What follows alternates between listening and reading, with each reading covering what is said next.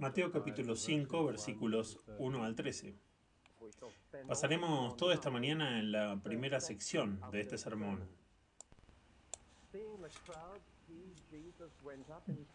Viendo la multitud de Jesús subió a una montaña y cuando se sentó sus discípulos se le acercaron y abrió su boca y les enseñó diciendo: Bienaventurados los pobres en espíritu, porque de ellos es el reino de los cielos. Bienaventurados los que lloran, porque ellos serán confortados. Bienaventurados son los mansos, porque heredarán la tierra. Bienaventurados los que tienen hambre y sed de justicia, porque ellos serán saciados. Bienaventurados los misericordiosos, porque ellos obtendrán misericordia. Bienaventurados los de limpio corazón, porque ellos verán a Dios. Bienaventurados los pacificadores, porque ellos serán llamados hijos de Dios. Bienaventurados los que son perseguidos por causa de la justicia, porque de ellos es el reino de los cielos. Bienaventurados sois si os insultan y os persiguen, y hablan con mentira de vosotros, toda clase de maldad por mi causa. Gozaos y alegraos, porque vuestra recompensa es grande en los cielos, porque así persiguieron a los profetas que fueron antes de vosotros. Vosotros sois la sal de la tierra, pero si la sal hubiera perdido su sabor, ¿cómo se le devolverá su salinidad? Ya no sirve para nada, excepto para ser arrojada y pisoteada por los hombres. Según algunos estándares, el Sermón del Monte es uno de los más cortos predicados. Bajo cualquier estándar, es el mejor. Y vamos a pasar 3 mañanas mirando este sermón. Tendremos que viajar rápido y podemos llegar a perder algunos de sus puntos favoritos en el sermón. Pueden verlos ustedes mismos luego. A modo de introducción, miren el lugar, la gente y el propósito por el cual predicó este sermón. El lugar. ¿Por qué Jesús subió a una montaña? ¿Para alejarse de las multitudes? ¿Para tener espacio para la multitud? ¿Para separarse de los meramente curiosos? ¿O tal vez para usar uno de los púlpitos de Dios? Uno de esos montes a los que levantamos los ojos en busca de ayuda. El Monte de los Olivos, el Carmelo, el Sinaí, todos vienen a la mente como los púlpitos naturales de Dios. Y uno no puede evitar dibujar el contraste y hacer una comparación con el Sinaí y las revelaciones que vinieron a través de Moisés. Ahora hay uno mayor que Moisés aquí, a quien Moisés mismo predijo y de quien dijo que cualquiera que no escuche a este profeta será destruido entre la gente. Suficiente sobre el lugar, uno de los púlpitos de Dios. ¿A quién se dirige este sermón? Se ha escrito mucho sobre la pregunta de si esto es para discípulos o para todos. La respuesta es que comenzó con sus discípulos y terminó con una multitud. Por lo tanto, supongo que este sermón es principalmente para aquellos que están comprometidos con Cristo, pero que a él no le importaba que aquellos que no estaban tan comprometidos escucharan las condiciones del discipulado. Y he descubierto que este sermón tiene un doble valor en la predicación. No solo ayuda a los discípulos a darse cuenta de lo que deberían ser, sino que advierte a los posibles discípulos sobre las condiciones bajo las cuales están llamados a seguir al Señor Jesucristo. Es para ambos. El propósito del Sermón del Monte es obviamente muy serio. Esto es obvio por el hecho de que Jesús se sentó y el hecho que abrió la boca. Dios no desperdicia palabras. Y si Dios nos dice estas cosas que son importantes, nuestro Señor estaba hablando ex cátedra. Se sentó y cuando un rabino se sentaba iba a hablar la palabra de Dios. Y aquí está nuestro Señor hablando ex cátedra desde su asiento. También es serio porque abrió la boca. Obviamente uno tiene que hacer eso para hablar, pero cada vez que se usa esa frase parece subrayar que hay que escuchar con mucha atención lo que va a decir. Hay una especie de acercamiento deliberado al sermón. Se sentó, abrió la boca y les enseñó. Hay quienes sienten que el Sermón del Monte, nuestro Señor nos estaba diciendo cómo trabajar para nuestra salvación y que este sermón pertenece a un periodo muy limitado de la historia, en el que se ofrecía la salvación por obras al pueblo judío. No puedo detenerme ahora para argumentar eso, excepto decir que creo que hay un malentendido. Esto no es trabajar para la salvación, sino cómo trabajar desde la salvación. Es trabajo, sí, pero no trabajar para, sino trabajar desde lo que Dios ha obrado. Porque el cristianismo se preocupa tanto por el comportamiento como por la creencia, por la conducta tanto como por el credo, por la consagración tanto como por la conversión, por la forma en que continúas tanto por la forma en que comienzas. Creo que es Matthew Henry quien dice que este sermón no se preocupa tanto por las credenciales de la fe cristiana como por la agenda de lo que se necesita hacer. Y aquí tenemos el trabajo de la salvación. Déjalo funcionar y así es como se debería trabajar. Ahora nos acercamos a la primera sección del sermón y notamos que el sermón comienza con el carácter antes de tratar con la conducta. Y esto es bastante deliberado. Y la importancia de que la vida cristiana es ante todo lo que eres antes de que se convierta en lo que haces. Y esta es la noción precisamente opuesta a la más difundida entre los incrédulos. Le preguntamos a un incrédulo qué es un cristiano y te responderá en términos de lo que hace, que es amable con la abuela y el gato y trata de no hacer daño a nadie, dejar el mundo un poco mejor de lo que lo encuentra. Todo en términos de hacer. Cristo nos enseña que el cristianismo es ante todo lo que somos. Y lo que hacemos será el fruto de lo que somos. La conducta brotará del carácter. Es mucho más importante ser cristiano que hacer las cosas que los cristianos hacen. Lo uno sigue lo otro. Por lo tanto, nuestro Señor comienza hablando sobre ser cristiano y por lo tanto lo contrario de la noción del mundo sobre cómo comenzamos. Ha habido argumentos en cuanto a si las bienaventuranzas están en orden cronológico. Empiezas siendo pobre en espíritu y terminas siendo perseguido. Es cierto que hay algunas ideas progresistas en las bienaventuranzas, pero he puesto una pequeña frase en su esquema, comenzando y continuando. Tengo la sensación de que estas actitudes, estos atributos del carácter cristiano, estos ingredientes de la receta para un discípulo cristiano, son de hecho atributos que se necesitan durante todo el camino. Y no debemos considerar que ninguno pertenezca a las primeras etapas, ni ninguno de ellos pertenezca a las etapas finales. Continúan y también comienzan. Ahora vamos a lo que Billy Graham llamaba las actitudes hermosas, que es una definición bastante útil. Empezamos por mirar el significado de la palabra bendito. Por cierto, no sé si se dieron cuenta, pero cuando lo lean bendito. Bienaventurado es una forma muy anticuada de decir la palabra bendito. O qué benditos son los pobres en espíritu. ¿Qué quiere decir Jesús? Es obvio que la palabra significa básicamente feliz. Aún hoy en día a los niños griegos a menudo se les llama Makarios, como se podría llamar a una niña alegría. Así que a los niños pequeños todavía se les llama Makarios, y estoy seguro que al menos conocen a un caballero con ese nombre. Y sus padres lo llamaron feliz, Makarios. Cada fotografía que he visto tiene nombres bastante encantadores.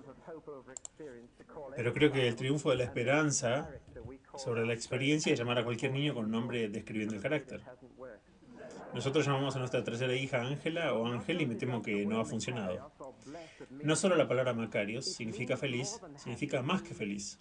Significa estar en un lugar o posición feliz. Significa tener dentro de uno mismo todas las condiciones necesarias para la verdadera felicidad. El mismo nombre Chipre significa isla feliz, debido a su fertilidad. Los primeros pobladores Creían que contenía todo lo que era necesario en ella para ser verdaderamente feliz. Así que la palabra bendito significa una persona que tiene dentro de sí todo lo necesario para la verdadera felicidad. Pero la palabra bendito significa aún más que eso. Es un término de felicitación. Y siguiendo el ejemplo de nuestro orador anoche, podría ser un poco griego y señalar que el verbo ser no está incluido en el original. No es benditos son los pobres en espíritu, es bendecidos los pobres en espíritu. Es un término de felicitación, es una declaración y podríamos traducirlo, ¿qué posición feliz? La de los pobres en espíritu. Y hemos entrado directamente en nuestro tema ahora. Aquí está lo interesante. Aquí está la respuesta de nuestro Señor a la pregunta, ¿quién está mejor en la vida? ¿O cuál es la vida que más vale la pena vivir? Y su respuesta es bastante diferente de la respuesta de muchos de los grandes filósofos de la historia. Hay tres respuestas básicas a esta pregunta. Algunos dicen que la respuesta es ser encontrado en lo que tienes y estás en una posición realmente feliz, de acuerdo con lo que tienes, ya sea riqueza, salud, amigos, facultades, lo que sea. Una segunda categoría de respuesta está en esta pregunta es que la vida real que vale la pena vivir es ser encontrado en términos de lo que haces. Si tienes muchos pasatiempos o intereses, si has viajado mucho, si tienes actividades culturales, entonces estarás en una posición feliz. Pero la respuesta de nuestro Señor a la vida que más vale la pena vivir no es en términos de lo que yo tengo, no es en términos de lo que hago, pero en términos de lo que soy. Aquí está el secreto para el mundo real en el que vivo. No es el mundo exterior, sino el mundo interior. Vine aquí a una conferencia en Swanwick hace unos 14 años y sufrí de dolor de muelas toda la conferencia.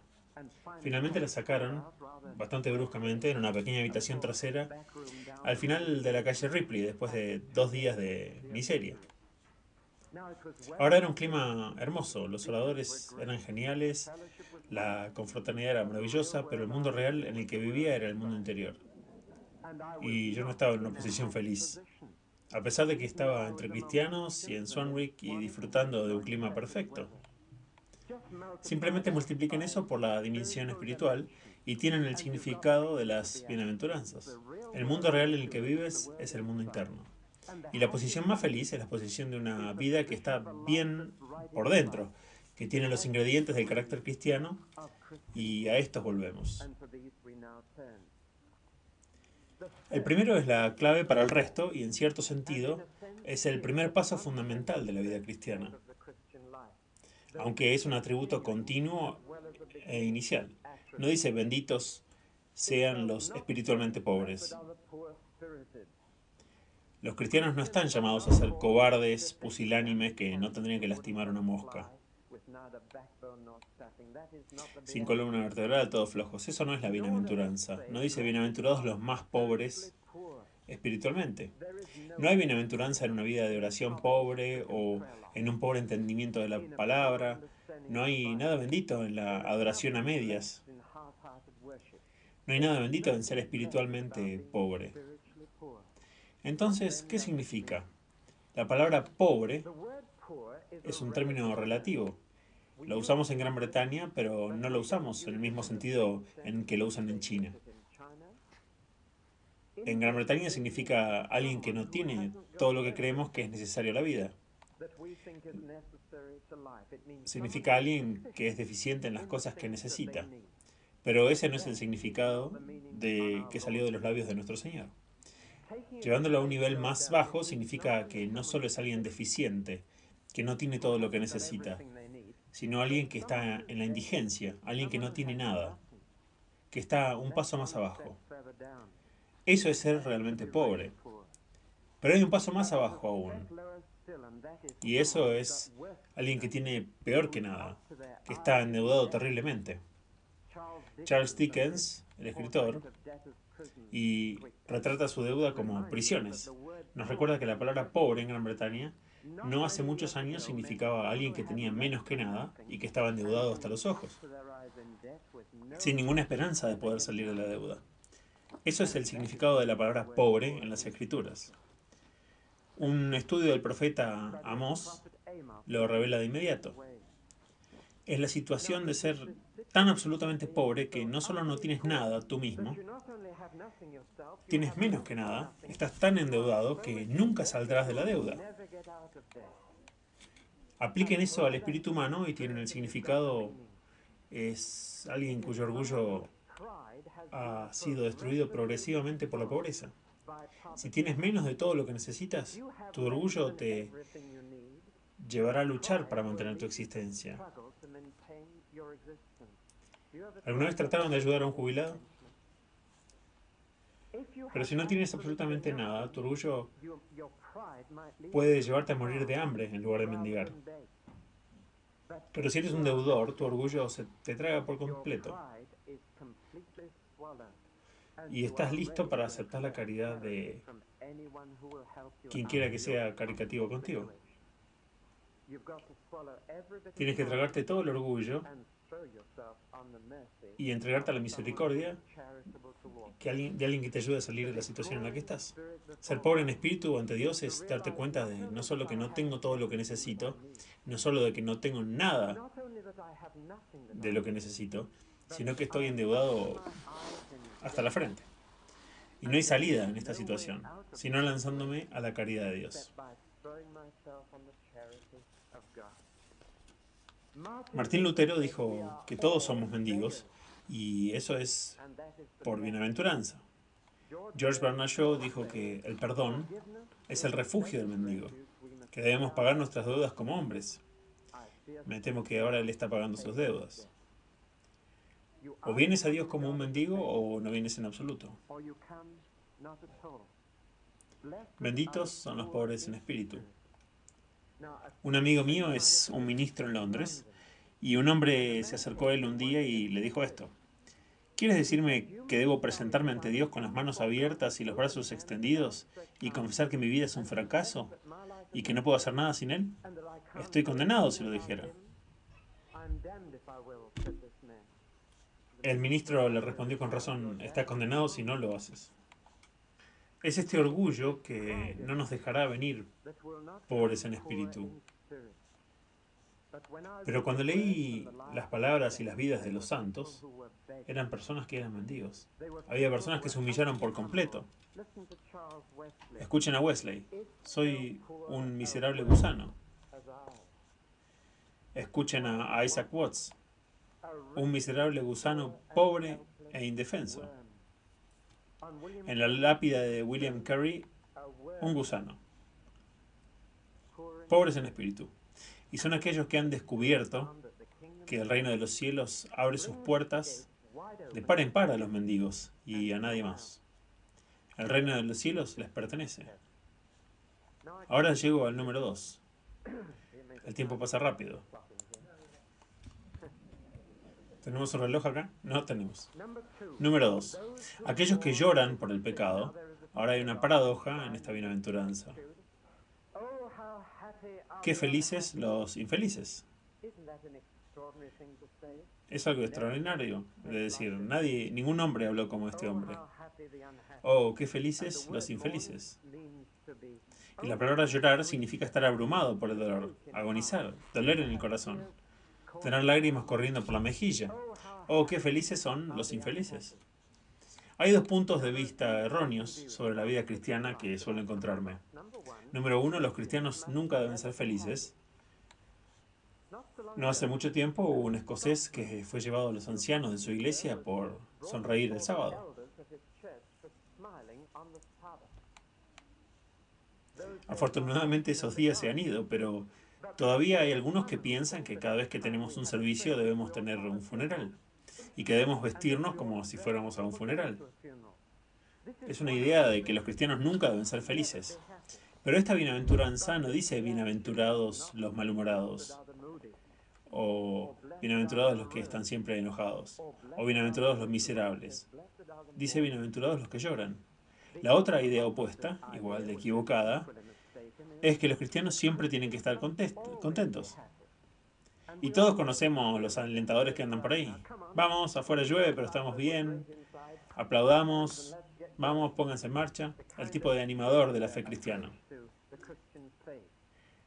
No creo que un cristiano debe estar siempre feliz. Seguimos a un varón de dolores y familiarizado con el dolor. Y hay momentos en que un cristiano llorará y será bendecido en esos tiempos. Ahora digamos de inmediato, no significa duelo y angustia. No siento que este verso debe leerse en los funerales. No creo que se refiere a este tipo de duelo, ni se refiere a ese llanto que viene de la simpatía con los que sufren llorando por los demás. Está hablando esencialmente del dolor santo que produce arrepentimiento hacia Dios y no trae ninguna angustia. El mundo trata de reírse del pecado y reírse de eso traerá arrepentimiento. El dolor divino no se ríe, sino que enfrenta seriamente el pecado de nuestros propios corazones y se lamenta sobre ese pecado. No hago de esto una regla generalizada, pero he notado que donde ha habido lágrimas por una conversión, hay una conversión duradera. Y donde hay un llanto genuino por el pecado, hay limpieza y curación en esas lágrimas. Eso no quiere decir que debamos buscar el llanto o estimularlo. Solo estoy haciendo una observación. Si nunca has llorado por ti mismo, me pregunto si conocerás la bienaventuranza de la cual nuestro Señor habla aquí. Cuando consideras las oportunidades que has desperdiciado, el espíritu que has afligido, las personas a las que has lastimado, ¿no es suficiente para hacerte llorar? Debería serlo. Y la gloriosa promesa es que aquellos que lloran así serán consolados. Ahora esta palabra es tan mal entendida. Nuestro ministro nunca predica sermones de consuelo. ¿Han escuchado eso? ¿O lo han dicho? Ahora lo que quiere decir es que nunca predica sermones de caricias o sermones de algodón. Pero la palabra confort tiene en el medio la palabra fort, lo que puse en mayúsculas. Significa darte fuerza, significa hacerte fuerte. Hay una tira cómica de William el Conquistador. Tiene una imagen de una de las escenas y muestra una batalla en progreso. Y dice, el obispo Odín conforta a sus tropas. ¿Saben lo que les está haciendo? Están allí en una línea frente al enemigo y él está parado detrás de ellos con una espada y los está clavando por la espalda. Está mirando la batalla y los está empujando. Los está fortaleciendo para luchar contra el enemigo. Esa no es la idea de confortar de muchas personas. Pero francamente, cuando las personas en la congregación parecen estar sentadas en clavos, y a veces lo hacen, están siendo confortadas. Están siendo fortalecidas. Están siendo ayudados a enfrentar los hechos y salir como una persona más fuerte.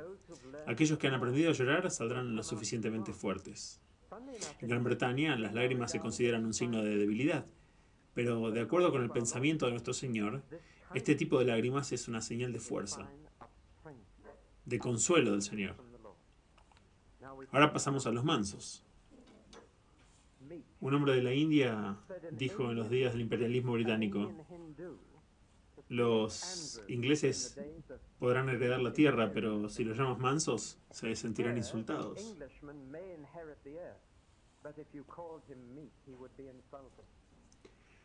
Y esa es la reacción general a la palabra manso. Digamos de inmediato que no significa benditos los débiles, ni significa benditos los suaves.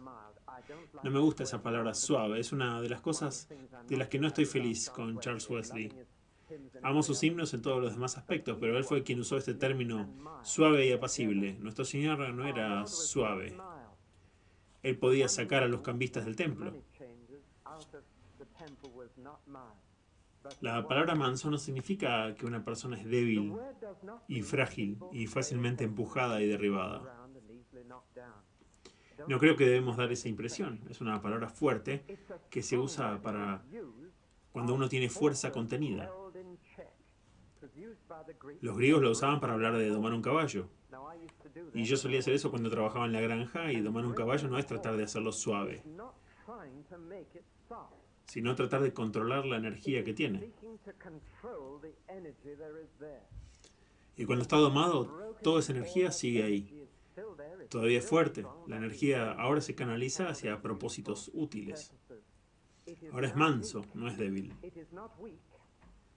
Es manso y todavía es fuerte.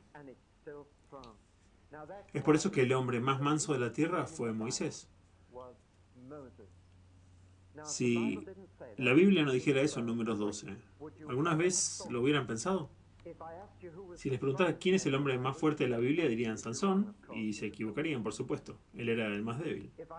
Si les preguntara quién era el hombre más sabio en la Biblia, dirían Salomón, pero no lo era. Era uno de los más tontos. Un hombre que podía tener tantas esposas y concubinas como él no era muy sabio.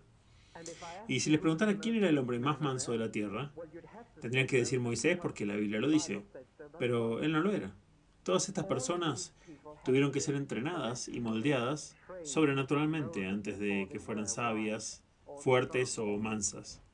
Pero cuando leí la historia de Moisés, no habría pensado en él como manso, ¿verdad? Sin embargo, lo era. Todas las fuerzas de su carácter fueron moldeadas por Dios y usadas con buenos fines. Eso es mansedumbre. Es un hombre que tiene todo el control de sí mismo y por lo tanto no reacciona por instinto a lo que sucede. Veremos mucho más de esto mañana por la mañana, creo. Sí, mañana por la mañana. Nuestro Señor dibuja ciertas imágenes de mansedumbre. Un hombre que está herido nunca piensa en la venganza. Un hombre que sufre la injusticia nunca piensa en sus derechos. Un hombre que es insultado nunca piensa en su reputación. Eso requiere fuerza de carácter para ser manso y no devolver el golpe. Un diario muy famoso hizo una vez un concurso para encontrar el titular más sensacionalista de todos.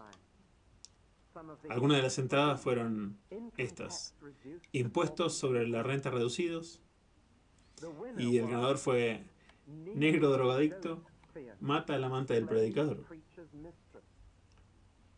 Ese ganó el premio porque tenía todo: asesinato, color, droga, todo.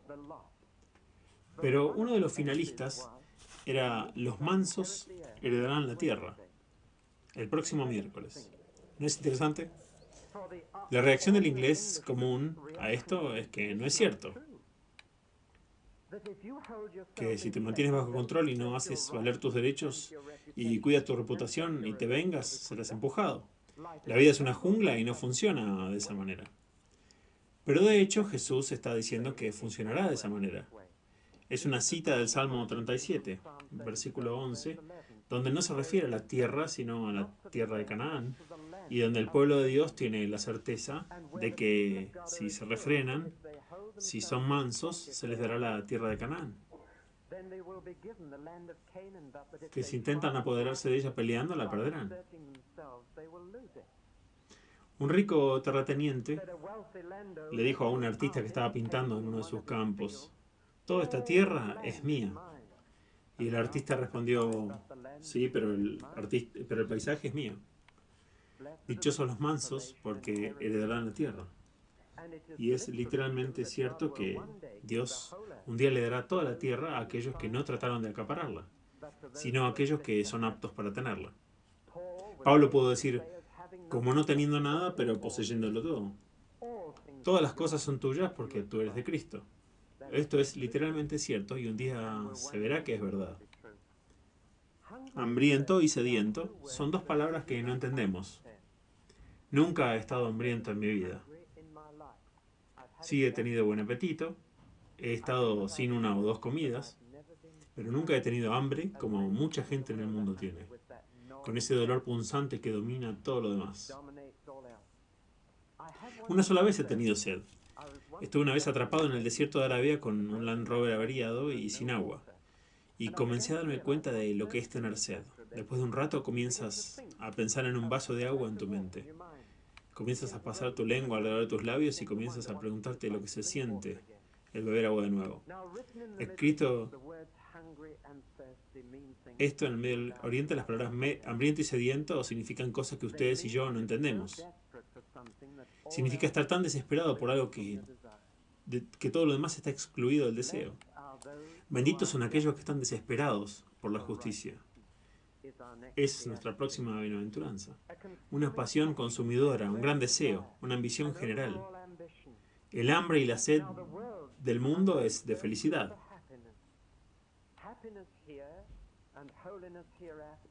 Felicidad aquí y santidad en el más allá, si hay un más allá. Esa es la prioridad del mundo. Pero los cristianos se aproximan precisamente al revés. Santidad aquí y felicidad en el más allá. Sabemos que ese es el plan de Dios. La felicidad es un subproducto de la santidad.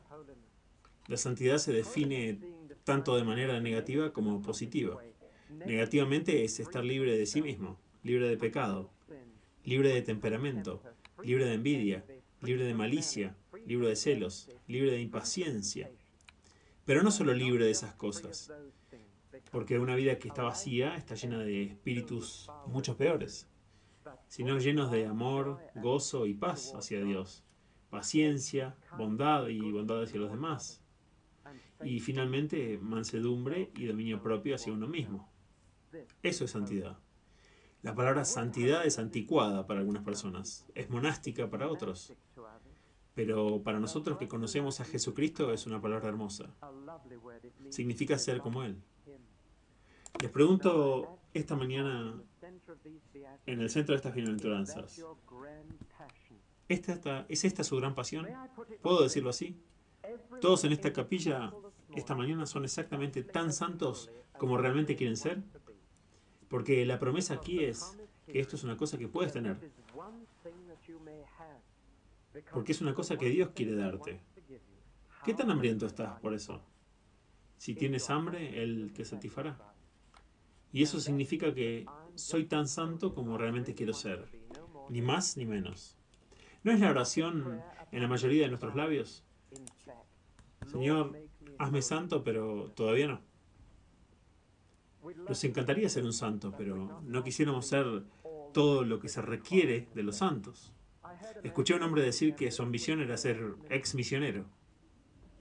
¿Entienden eso? Bueno, ¿no sería espectacular ser un ex santo? Pero hay un apetito por las cosas santas que tenemos que tener. Lo envidiamos en otros, pero si lo buscas en ti mismo, te tomas el tiempo para ser santo, entonces lo serás. Porque Dios llenará a esos que están desesperados por ser como Cristo. La próxima bienaventuranza es ser misericordioso. En este punto nos encontramos con que los que dicen que no es una bienaventuranza, sino que es una baratija, y por lo tanto pertenece a la salvación por obras. No es un trato con los hombres, sino es un trato con Dios. No hay garantía de que si muestro misericordia a los hombres, ellos me tendrán misericordia. El mundo no es así. Ni es un trato con Dios como si hubiera un pacto de clemencia mutua entre nosotros. Haz esto y haré ello. No ese es el significado de la bienaventuranza. Sería una contradicción de todo el Evangelio. No es un trato o un contrato, es un pacto, libremente celebrado por Dios a través de su gracia. Entonces, ¿qué significa? Sabemos lo que significa mostrar misericordia. De Lucas 10, donde la parábola del buen samaritano nos lo define. Él muestra misericordia. Es ante todo una cosa del corazón, es sentir compasión por otro en necesidad. Es en segundo lugar una cosa de la voluntad, es hacer algo acerca de esa necesidad y expresar compasión vendando una herida, subiéndole al burro y pagándole al posadero por su cuidado. Pero es principalmente una cosa de la mente. El punto del buen samaritano es que era un samaritano. Y había una profunda diferencia entre los judíos y los samaritanos. Sucede todavía hoy en día. Había un abismo entre ellos y ni siquiera se hablaban. ¿Saben por qué el judío iba por el camino de Jerusalén a Jericó? Para evitar pasar por Samaria.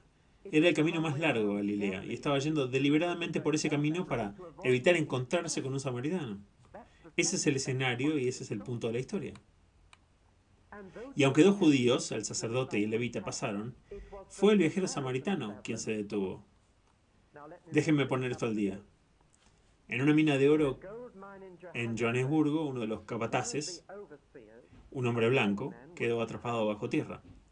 Y tan peligrosas eran las condiciones de la galería en la que estaba atrapado que nadie entró a sacarlo. Hasta que un africano en riesgo de su vida se arrastró y sacó a ese hombre a seguridad. El hombre estaba inconsciente y fue llevado al hospital y se recuperó. Cuando se recuperó le dijeron que si no fuera por el coraje de este hombre no estaría vivo. Y dijo que le encantaría conocerlo, que por favor viniera. Y trajeron a este hombre y cuando el hombre en la cama vio el color de su piel, se dio la vuelta. No le iba a dar la mano y no le hablaría. Suponiendo que el europeo estaba otra vez atrapado en la mina y suponiendo que otra vez se necesitara que alguien entrara, ¿entraría el africano por segunda vez para salvarlo? ¿Qué piensa? Si lo hiciera, entonces eso es mostrar misericordia. Por la misma palabra misericordia significa que es hacer algo que uno no se merece. No es solo hacer buenas obras. La palabra del buen samaritano no nos dijo simplemente que hiciéramos buenas obras. Era que hiciéramos buenas obras en particular con el enemigo, en particular con los que no lo merecían. Y el samaritano mostró misericordia al que cayó, porque el samaritano sabía que el judío probablemente ni siquiera se molestaría en agradecerle, y todavía lo despreciaría. Bienaventurado el que muestra misericordia, porque obtendrá misericordia. ¿Qué significa eso? Pienso que significa primero que esta cualidad de la misericordia no se tensa. Encuentro su tensión a menudo hasta el punto de ruptura. Cae como el rocío del cielo. Tener esta cualidad de misericordia es una cualidad que apela especialmente al corazón de Dios y la recompensa en un sentido es doble. Creo que nuestra comunión con Dios y el perdón que necesitamos diariamente por los pecados diarios que cometemos está condicionado por nuestro transmitir ese perdón. Se nos enseña en el Padre Nuestro. Perdona nuestras ofensas como nosotros las perdonamos. Este no es el propósito de la salvación, sino para esa comunión diaria con el Señor. Tan necesaria como nuestro pan diario, nuestro alimento diario, es nuestro perdón diario. Y está condicionado en la medida en que transmitimos a otros la misericordia que hemos recibido. Y si no perdonamos, entonces en ese sentido diario no podemos ser perdonados. Los dos van juntos. Y si mi corazón está negado, la misericordia a otro, ¿cómo puedo venir por ese perdón diario que necesito para la comunión? La parábola de los deudores cuenta la misma historia. Pero en el futuro me parece sugerir que así como hay una recompensa en el cielo por todo el servicio cristiano, hay un lugar en la vida cristiana para la recompensa. No seremos juzgados con fines de castigo, sino con fines de recompensa. Como si fuera una recompensa inmerecida, una recompensa desproporcionada para aquellos que han mostrado misericordia. Porque esta cualidad es particularmente preciosa a los ojos de Dios. Y la recompensa por mostrar misericordia en los servicios cristianos será incluso más de lo que se merece y será un ejemplo particular de la misericordia de Dios en sí misma.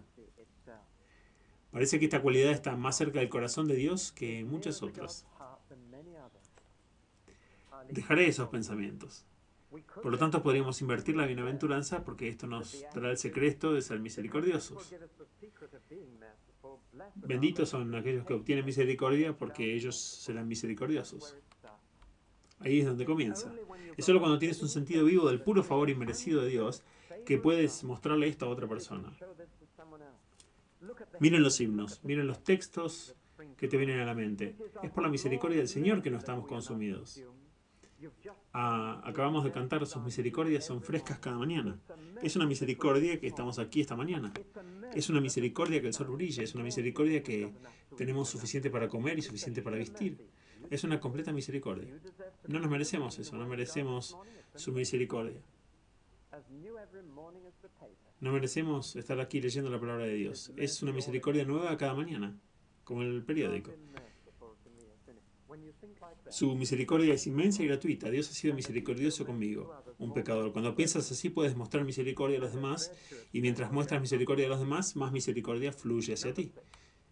Y es un círculo virtuoso. Número 6. Benditos los de puro corazón. El pecado ciega, y es una misericordia que lo haga. Porque si el pecador pudiera ser consciente al ver a Dios, se marchitaría. Luz eterna, cuán pura debe ser el alma cuando se coloca dentro de tu mirada.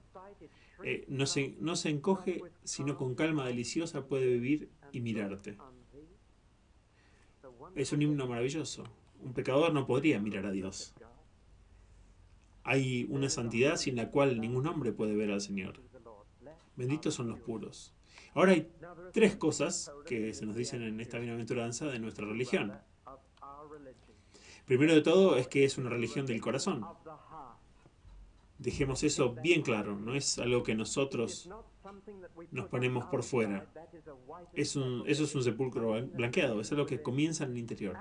Después de todo, el pecado es del corazón. Como un hombre piensa en su corazón, así es él. Después de todo, el corazón es la fuente de la suciedad. Lo que hace que un hombre muera no es lo que pone en su boca, sino lo que sale de su corazón. Todo mal pensamiento, fornicaciones, adulterios, salen del corazón del hombre. Después de todo, el corazón es la parte de nosotros que Dios juzgará. Porque los hombres miran por la apariencia exterior. El Señor no ve como el hombre ve. El Señor mira el corazón. Es el corazón el que primero responde al Evangelio.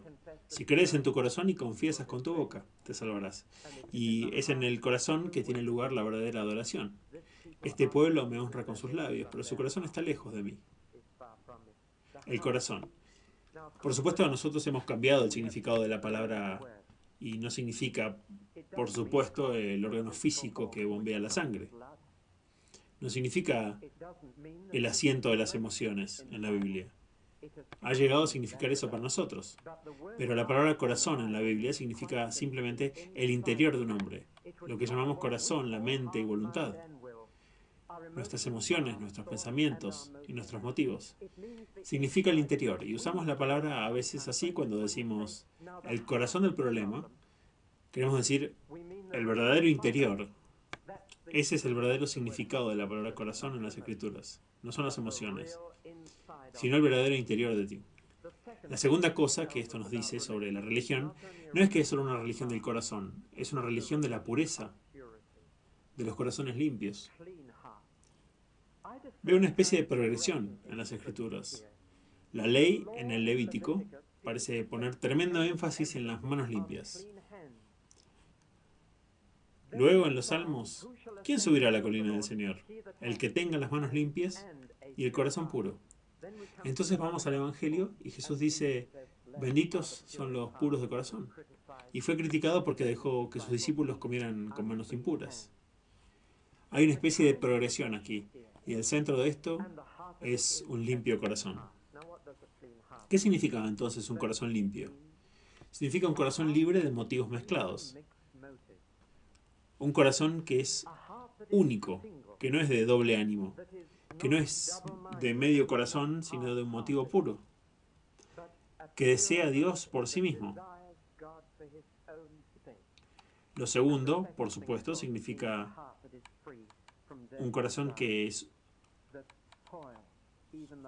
está libre de deseos sucios, que estropean hasta lo más santo que hacemos. Y esas personas verán a Dios. Pueden verlo mejor incluso aquí. Recuerdo un hombre que era el hombre más rudo que he conocido. Antes de conocer a Cristo, nunca miraba la naturaleza, siempre veía la naturaleza a través de la ventana llena de vapor del salón de un pub. Y sin embargo fui a caminar con Jimmy Gilliland en el condado de Durham después de su conversión. Y cada brizna de hierba, cada nube del cielo, Cada hoja del árbol le hablaba de Dios. Miraba a todas partes. Un hombre que nunca se había molestado en mirar la naturaleza.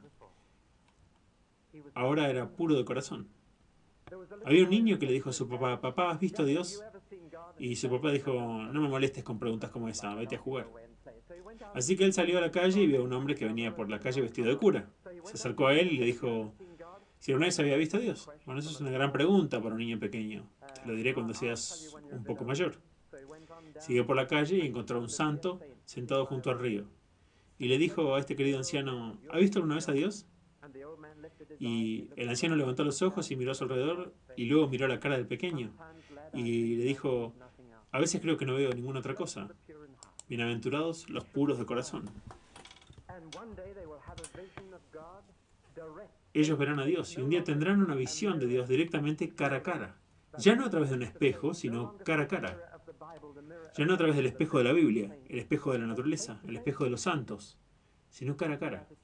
Esta bienaventuranza parece sugerir que lo que veamos entonces estará determinado por lo santo que hayamos sido aquí.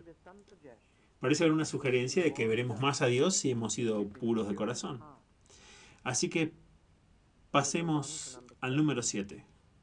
Benditos sean los pacificadores. Hay una tremenda necesidad de paz en el mundo que no necesito resaltar. Paz internacional. ¿Saben que un historiador ha calculado que solo hemos tenido 300 años de paz en los últimos 4.000 años? ¿No es increíble? Gran Bretaña ha participado en 78 guerras a través de la historia. Menores y mayores. Paz racial, paz industrial, paz eclesiástica, paz doméstica. Hay 50.000 divorcios al año. Paz personal. Lo que H.G. Wells dijo del señor Polly es cierto para la mayoría de nosotros. No era tanto un ser humano, sino una guerra civil. Pero no dice bienaventurados son los plácidos. Cuento que algunas personas están siempre en paz porque tienen un temperamento pacífico. Los envidio. Parecen navegar por la vida tan deliciosamente. No son benditos los plácidos, ni son benditos los populares. Todo el mundo es tu amigo, ni es bendito el pacifista. No creo que sea profundizar lo suficiente en esta beatitud. Tampoco es bendito el político, aunque intente desesperadamente hacer la paz. Ni son bienaventurados los amantes de la paz, que quieren la paz a cualquier precio. Son bienaventurados los pacificadores. Y eso puede significar que se le considere precisamente lo contrario. Le pasó a Jeremías cuando los falsos profetas gritaban paz. Jeremías dijo, no hay paz. Isaías dijo, no hay paz para los malvados. Jesús dijo, no he venido a traer la paz, sino espada. Los pacificadores a menudo serán tomados como lo contrario. Esos que han puesto al mundo patas para arriba. Por supuesto que los demás estaban muy equivocados y estaban poniendo al mundo al revés. Pero si estás viendo al revés y viene alguien con el mundo al derecho, en la teoría de la relatividad de Einstein hace que consideres que lo que te enderezan te ponen al revés. Así es como se considera a menudo los pacificadores. ¿Quiénes son los pacificadores? No son los que mantienen a los combatientes separados y les permiten vivir en convivencia pacífica. Son los que vienen con un ministerio de reconciliación y lo basan en la expiación. Por lo tanto, los primeros pacificadores son los evangelistas. Donde quiera que un hombre suplique a los hombres en nombre de Dios para que se reconcilien con Él por medio de Cristo, hay un pacificador. Puede que no se le considere así, pero es un pacificador. Benditos sean los evangelistas, los pacificadores del mundo. No solo son los que anuncian la paz que la sangre de su cruz compró. También los pastores son pacificadores.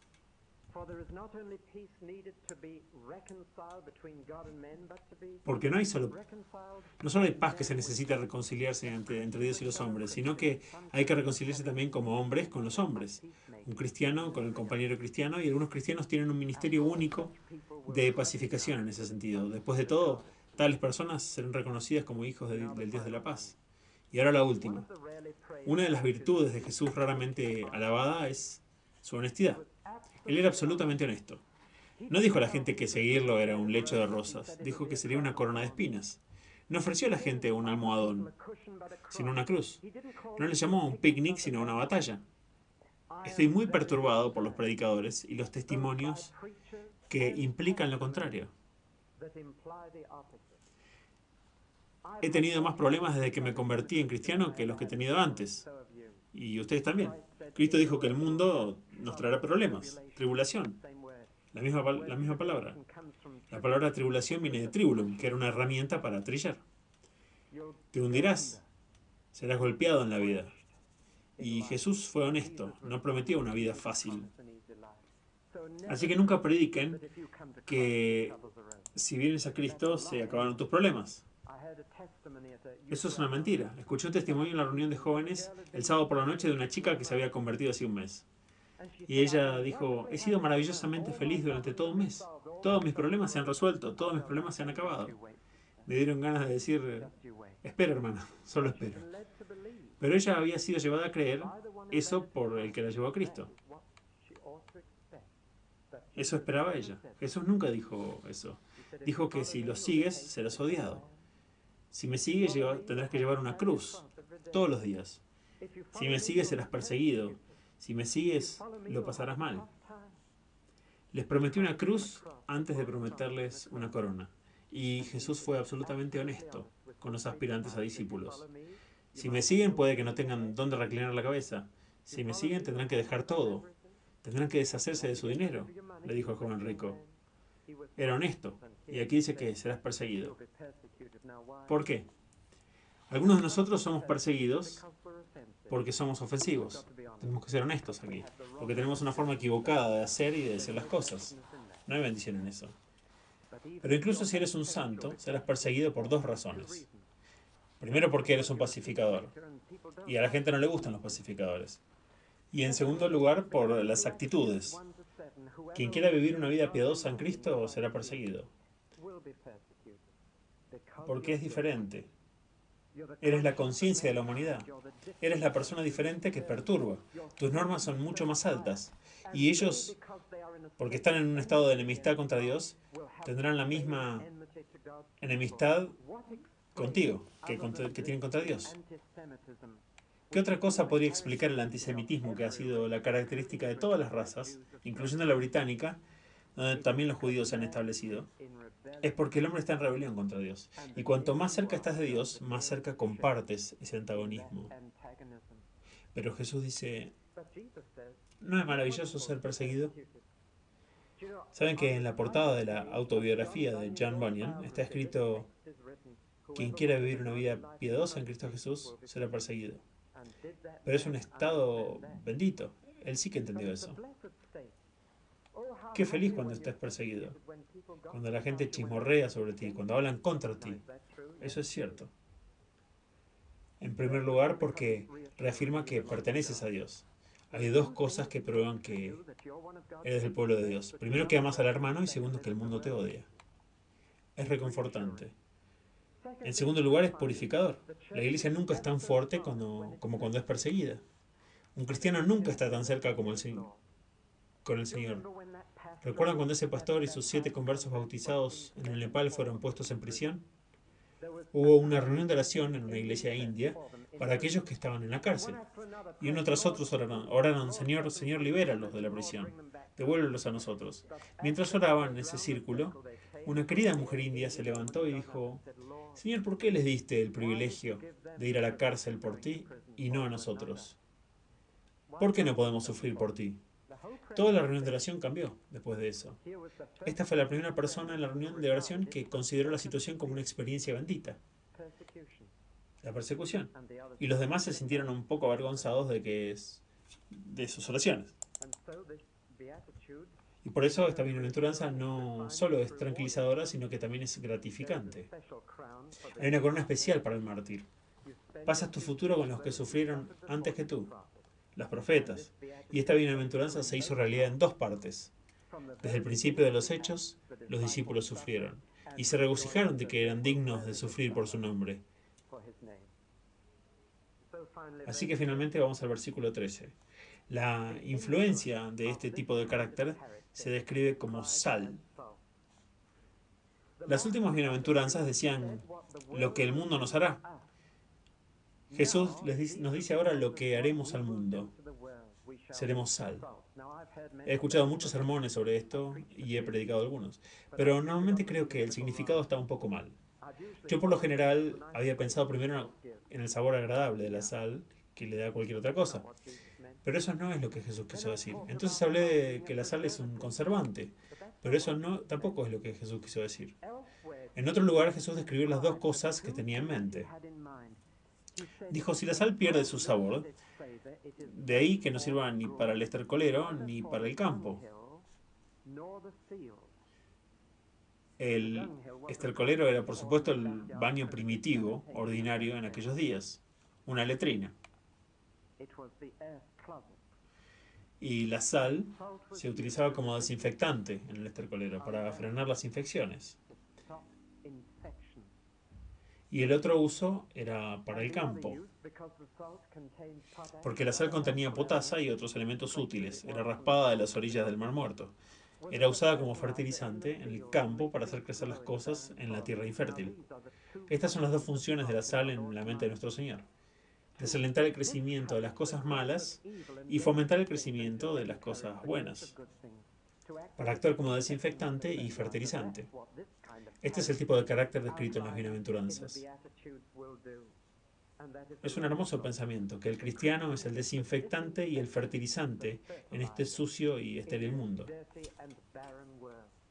desalentando las cosas malas en su propagación y alentando a que las cosas buenas crezcan.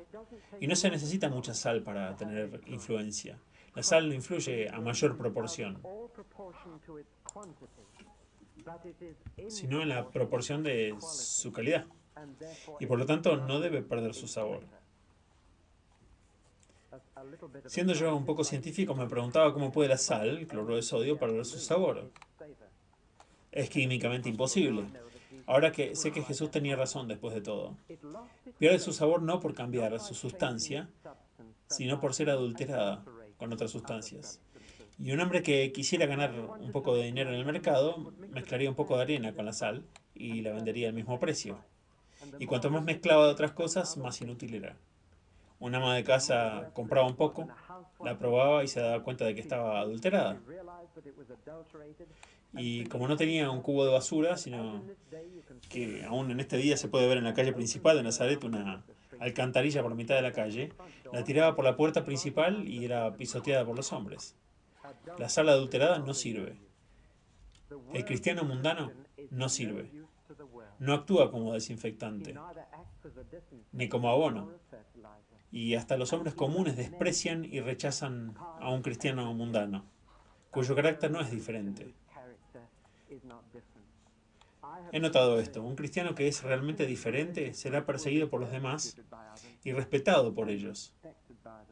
Y cuando estén apuros, los demás, será el cristiano que es diferente el que harán. Desprecian al cristiano que trata de ser mundano. Y así la sal no es proporcional a su cantidad, sino a su calidad, en su influencia en el mundo. Y ahí vamos a dejar nuestro estudio por esta mañana.